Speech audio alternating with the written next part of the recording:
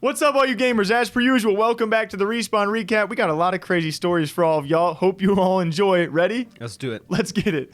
A good old throwback to start out this week. Yes, people excited to see Shroud potentially returning to competing in Valorant. Not officially, but maybe with the Old Guys Club. If you guys are some OG CSGO viewers, you know all about the former Cloud9 boys who eventually went on to compete almost for a CSGO minor. They forfeited themselves out of it because Shroud had some prior obligations. That same trio, though, apparently Sean Garris, Nothing, and Shroud are potentially trying to form a team to compete in Valorant VCT, having a lot of people super excited. I think anytime Shroud even gets a little bit close to competition, Shroud's a little close? People are like, Shroud competing? Shroud's getting there. He's almost there. It's like, we don't know. Yeah, he always likes to tease. He actually has subtly confirmed he's trying to form a roster. The problem being, if you are a signed content creator or streamer for a different organization, Sean Garris is, as well as Dicey to potentially be on the team. Dicey with 100 Thieves, Sean Garris with Gen G. You can't compete in opens because it's a conflict of interest with your primary organization also fielding their main Valorant rosters. So the tease does continue. He is trying to form a roster, and Shroud should be back to competing in VCT. Can he make a run? Can he knock off some big teams? We wait and see. And taking a lot of people by surprise this past week was XQC finally talking about some frequent police raiding of his home, a potential reason of why he's actually going back to Canada. There might be some other reasons behind that, but something that, as he talked about, was clearly super serious to him. The main reason why I wanted to move back to Canada in the first place a month ago, before any of this even happened, okay? We were getting raided by the police station at rates that made absolutely sense. Almost every day, the police came to our house with a full squad because of, you know, okay? And I was generally scared that I was going to die. And then it didn't make sense to me, and I got so scared I just said I just want to go home. These police raids left him pretty terrified, and yes, it being due to what he calls some effing idiot viewers out there, obviously calling them upon his house. It's been an ongoing issue for quite some time for several streamers who deal with swattings, and along those same lines, as XQC revealed that he's been even fearing for his life.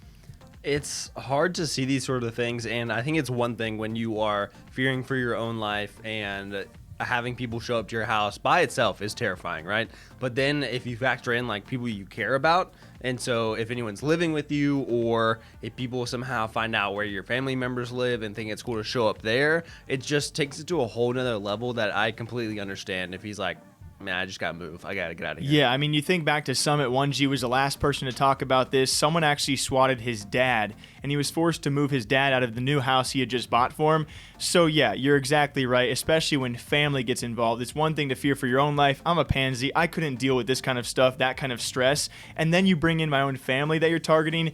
It's some disgusting stuff out there. We'll see some updates from XQC as well, going back home, and potential reasons as to why. Dr. Disrespect back in the news for some Warzone events. Warzone been a busy week for all the issues ongoing over there, but Doc this time around has had a really big roller coaster. Just past the 1-year mark from his permanent Twitch ban, and in the past has actually been denied entry to events like Toronto Ultra's previous Warzone event several months back, and then he was cleared to go to compete in future ones. It's now apparently UMG Gaming with, I believe, Atlanta FaZe denying him entry to another recent Warzone event with no real further explanation as to why. The stuttering is way worse this season. Thought you had a tournament with Z today. I did.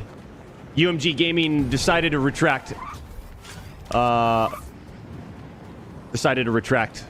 invite.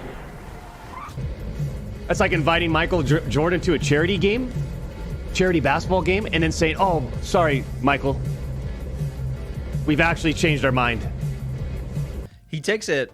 He is the 2-time champ, so I was going to say he takes it like a champ, which is great. I think he has a great attitude about these kind of things. He just kind of blows past it. Like, it is what it is for him.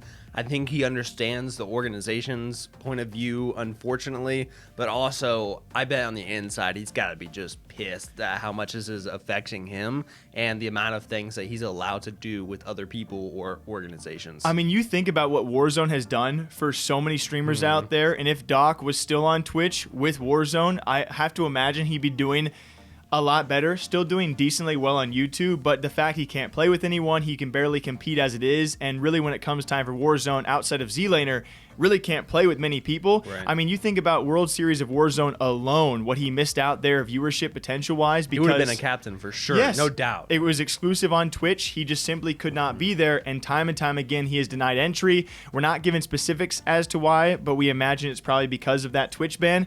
So more information in the future. Doc keeps it very subtle. He's been denied entry yet again to a Warzone event. This past week was back and forth for FaZe Clan. Some big announcements and maybe some not so great ones. It's actually a few FaZe Clan members now implicated into what other YouTubers are calling for an investigation of them. FaZe Kay, FaZe Jarvis, Nikan, and Teeqo, alongside people like RiceGum and Summer Rae, now involved in what is being said by other outlets. They've been called out for a pump and dump scheme involving a SaveTheKids crypto token. Emphasis on other YouTubers there, because we cannot make up these accusations. We're just covering what they're saying, guys. Just reporting on them. But it is crazy, and I don't know, I might be ignorant to this, so I don't know, have they responded in any fashion? Because it's crazy for people. The whole thought process is crazy. They could have gotten scammed themselves, or maybe they thought it was a good idea, thought it was a good organization, a good token or coin or whatever, and then it turned out not to be. Or some of them might have just been like, I'm going to get a quick buck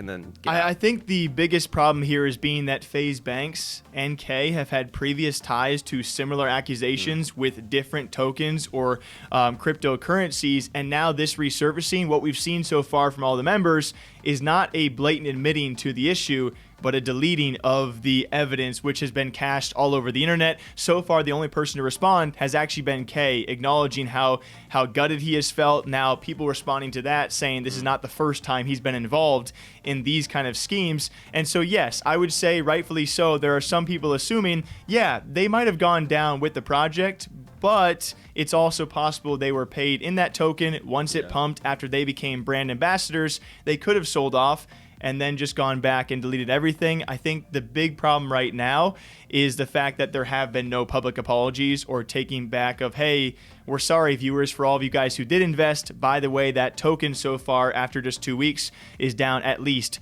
50%. So a FaZe Clan potential scam is what they're being accused of. Will they be investigated? We will wait and see. A true testament of friendship. I wish you and me were this close. You know, I guarantee if someone said $1 million or a six-figure contract in front of you, you would just stab me right in the back, wouldn't you?